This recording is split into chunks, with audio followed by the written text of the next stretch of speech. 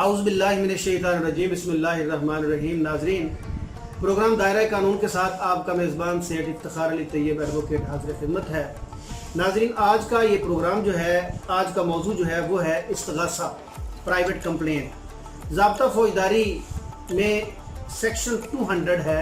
दफ़ा 200 है जो ज़ाब्ता फ़ौजदारी की जो प्राइवेट कंप्लेंट या इस्तिग़ासा की बाबत है। नाज़रीन, जिस तरह मैंने पिछले एक प्रोग्राम में कहा था कि पुलिस जो है वो अंडर सेक्शन 154 ज़ाब्ता फ़ौजदारी की दफ़ा 154 के तहत किसी भी कॉग्निजेबल ऑफेंस, कोई भी ऐसा जुर्म जो काबिल दस्तंदाजी पुलिस है, उसकी इतला मिलने पर SHO ड्यूटी बाउंड है कि वो FIR रजिस्टर करे। लेकिन बदकिस्मती है हमारी सोसाइटी की कि हमारा जो पुलिस का निज़ाम है वो इंतहाई करप्ट हो चुका है। पुलिस ऑफिसर जो है, SHO जो है, वो एक झूठी FIR पैसे लेकर देने में तो कोई आर महसूस नहीं करता, लेकिन एक सच्चे वकूवे पर जो कि जुर्म काबिल दस्तंदाजी पुलिस भी है, जो कि ज़ाब्ता फ़ौजदारी की दफ़ा 154 के तहत मैंडेटरी प्रोविजन ऑफ लॉ भी है और उसकी बेसिक जिम्मेदारी भी है कि वो FIR का अंदराज करे। वो FIR अंदराज करने से कतराता है। नाज़रीन, जिसकी वजह से बहुत सारी शहादतें जो हैं वो ज़ाया हो जाती हैं और बाद में मुल्ज़मान जो हैं उसकी डिले करने की वजह से, उसके ताख़ीर करने की वजह से सज़ा से बच जाते हैं। तफ्तीश प्रॉपरली नहीं हो पाती क्योंकि जो बेसिक प्लेस ऑफ अकरेंस है वहाँ पर जो बेसिक एविडेंस होती हैं वो उसकी FIR दर्ज करने की वजह से वो कलेक्ट नहीं हो पाती और ज़ाया हो जाती है। उसके बाद नाज़रीन, FIR अगर खुदा की मेहरबानी से दर्ज हो भी जाए तो फिर तफ्तीशी ऑफिसर की नालायकियाँ, उसकी तखरीब तफ्तीश, उसका प्रॉपरली मौका मुलाहजा न करना, उसका तफ्तीशी का शहादतों को प्रॉपरली इकट्ठा न करना, जिसकी वजह से भी मुल्ज़मान जो हैं कई दफ़ा बच जाते हैं। उसके बाद एक और बहुत बड़ा अलमिया है कि तफ्तीशी अफसरान जो हैं वो मुल्ज़मान के साथ साज़बाज़ करके तफ्तीश को ख़राब करते हुए मुल्ज़मान जो हैं उनको बेगुनाह कर देते हैं और कई मरतबा तो एक सच्ची FIR को अखराज रिपोर्ट मुरतब कर देते हैं। तो इस तरह के जब ब्लंडर होते हैं तो मुआशरे के अंदर बेचैनी इस तरह बढ़ता है।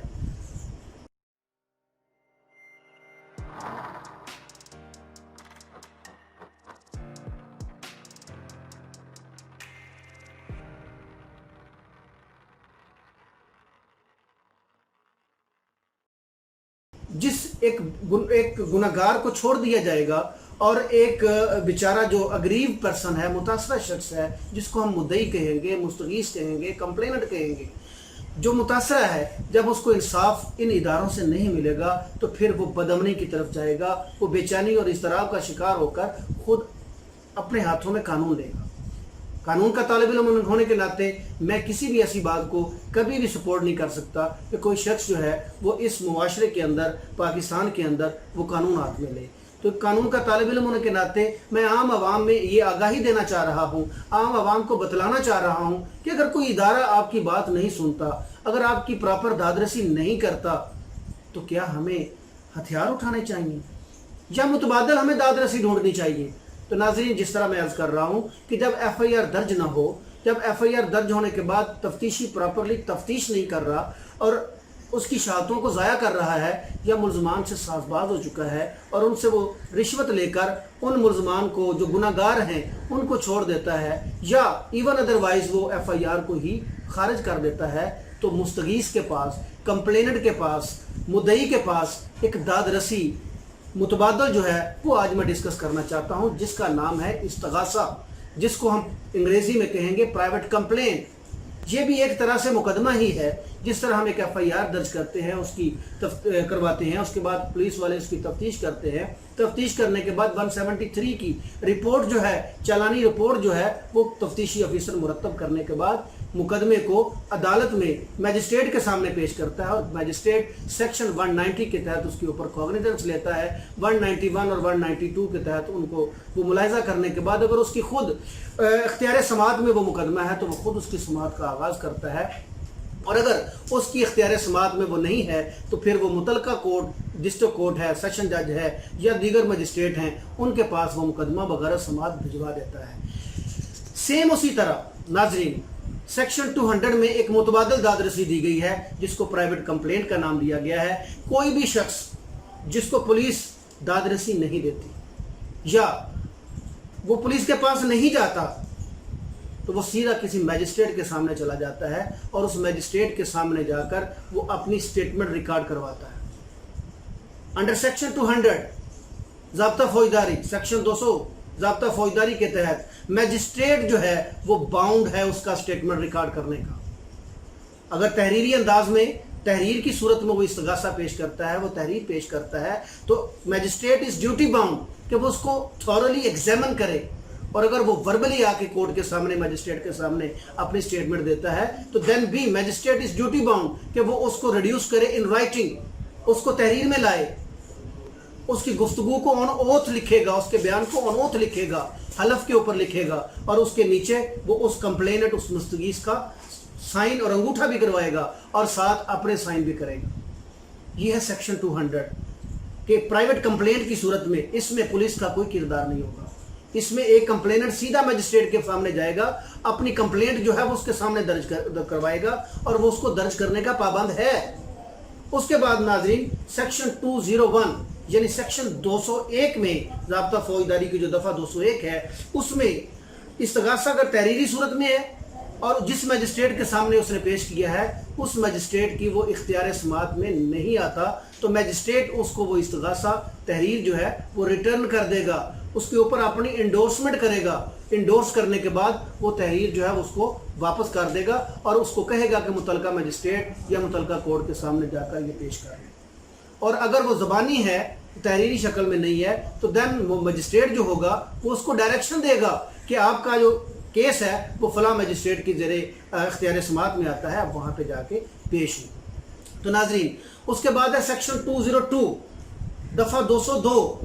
جب کمپلیننٹ نے کمپلینٹ پیش کی میجسٹریٹ کے سامنے، وہ اورلی ہے یا وہ ریٹن صورت میں ہے، اور میجسٹریٹ نے اس کو ایگزامن کر لیا، اس کا بیان آن اوتھ لے لیا، تو دین اگر میجسٹریٹ مناسب سمجھتا ہے تو وہ پروسیس ایشو نہیں کرے گا، بلکہ پروسیس ایشو کرنے سے پہلے اگر کسی میٹر کے اوپر، کسی معاملے کے اوپر، کسی بات کے اوپر وہ انکوائری کروانا چاہ رہا ہو تو وہ سیکشن 200 ایک پروسیجر دیتی ہے کہ وہ کورٹ جو ہے اس کو خود بیان ریکارڈ کرنے کے بعد، اس کو ایگزامن کرنے کے بعد میٹر کو کسی بھی پولیس آفیسر کو، کسی بھی جسٹس آف پیس کو، کسی بھی میجسٹریٹ کو جو سبارڈینیٹ میجسٹریٹ ہوگا اس کو بغرض انکوائری بھجوا سکتی ہے۔ وہ انکوائری سرسری گواہان کے سرسری بیانات لیے جائیں گے، سرسری طور پہ اس کی ایویڈنس جو ہے وہ لی جائے گی، اور وہ جو انکوائری آفیسر ہوگا وہ چاہے میجسٹریٹ ہے، ماتحت میجسٹریٹ ہے، چاہے وہ ایک پولیس آفیسر ہے، چاہے وہ ایک جسٹس آف پیس ہے، یا کوئی بھی شخص ہے جس کو وہ انکوائری مارک کی گئی ہے، وہ اس کے اوپر پوری رپورٹ تیار کرے گا اور اپنی رائے دے گا جس میٹر کے اوپر وہ ریکارڈ جو ہے وہ رپورٹ جو ہے وہ طلب کی گئی ہے، تو اس کے اوپر وہ اپنی پراپر رپورٹ دے گا۔ اس رپورٹ کی روشنی میں اور جو ایویڈنس بیفور دا کورٹ ہے،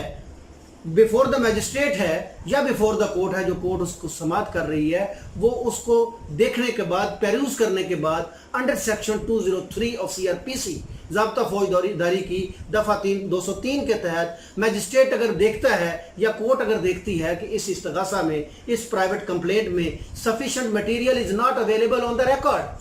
تو دین وہ میجسٹریٹ جو ہے وہ انڈر سیکشن 203 یا وہ کورٹ جو ہے وہ جون سی بھی کورٹ ہے جس کے پاس وہ اختیار سماعت ہے، جو وہ اس استغاثہ کو سماعت کر رہی ہے، وہ انڈر سیکشن 203 آف CRPC اس استغاثے کو خارج کر سکتی ہے۔ اور اگر sufficient material is available on the record، 202 کی انکوائری، ایویڈنسز جو اس کے سامنے پیش کی گئی، جو میٹیریل اس کے سامنے ہے، اس میں sufficient incriminating material آ جاتا ہے، قابل سماعت مواد آ جاتا ہے، اور کسی مجرم کو، کسی ملزم کو اس اوفینس کے ساتھ کنیکٹ کرنے کے لیے سفیشینٹ مواد جو ہے وہ صفحہ مثل پہ آ جاتا ہے، تو دین میجسٹریٹ جو ہے یا وہ کورٹ جو استغاثہ کی سماعت کر رہی ہے، وہ انڈر سیکشن 204 آف CRPC دفعہ 204 ضابطہ فوجداری کے تحت وہ پروسیس ایشو کرے گی، یعنی کہ میجسٹریٹ جو ہے یا کورٹ جو ہے وہ ملزمان کو جن کے خلاف وہ انکریمنیٹنگ مٹیریل صفحہ مثل پہ آ چکا ہے ان کو وہ طلب کر لے گی، اور طلب کرنے کے بعد उनके खिलाफ जब वो आ जाएंगे तो फिर वही सारा प्रोसीजर होगा जो प्रोसीजर एक 173 की आई हुई पुलिस की तरफ से रिपोर्ट के ऊपर एक स्टेट केस में होता है। नाज़रीन, मैं दोबारा थोड़ा सा दोहरा दूं कि एक FIR दर्ज होने के बाद, इन्वेस्टिगेशन होने के बाद एक 173 की रिपोर्ट आती है और 173 की रिपोर्ट जब मैजिस्ट्रेट के सामने पेश होती है तो वो कॉग्निजेंस लेने के बाद उसको मुतलका कोर्ट में या अपने पास अगर इख्तियार समाअत है वो भिजवाते हैं और उसके ऊपर जब मुल्ज़मान को तलब कर लेते हैं तो ये है वो मरहला जो अभी मैंने इस्तगासा में डिस्कस किया। दूसरी तरफ इस्तगासा में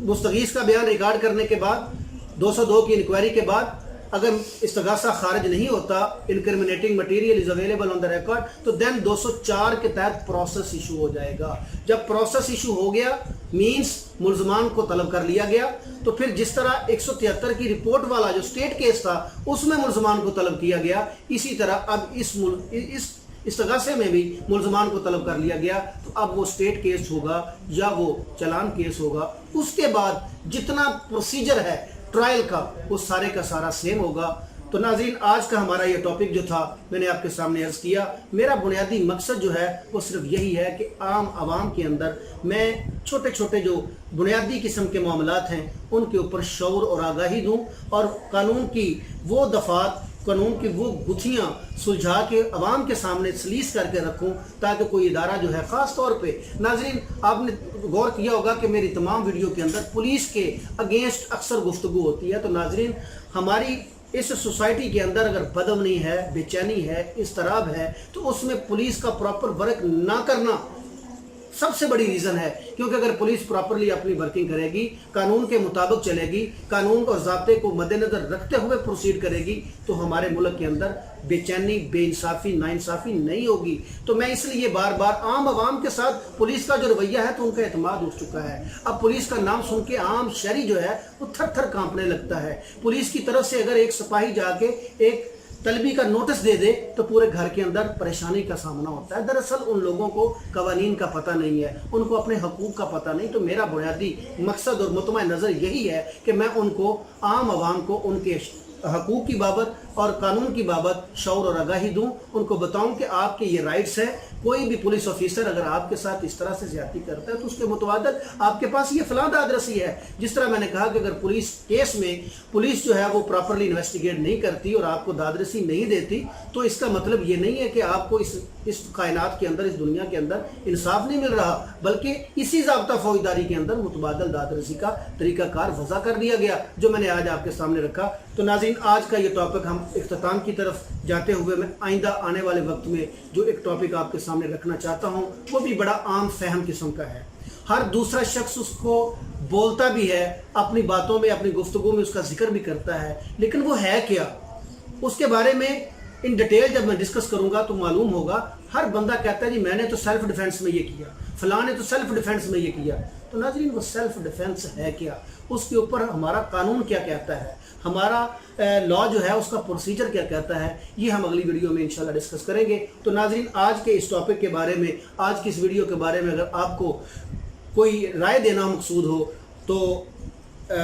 जो इसका कमेंट सेक्शन है उसमें आप राय ज़रूर दीजिएगा। इस वीडियो को अगर अच्छी लगे तो लाइक कीजिएगा और अपने दोस्तों को इस चैनल को सब्सक्राइब करने के लिए ज़रूर कहिएगा और साथ लगी बेल आइकन को प्रेस करने के लिए भी कहिएगा ताकि आपको आइंदा आने वाली जो वीडियोस हैं वो मिल सकें और आपको इस तरह की इन्फॉर्मेशन है वो आप तक पहुँचती रहे। उस वक्त तक के लिए अपने होस्ट सेठ इफ्तिखार अली तैयब एडवोकेट को इजाज़त दीजिए। अल्लाह हाफिज़। पाकिस्तान जिंदाबाद।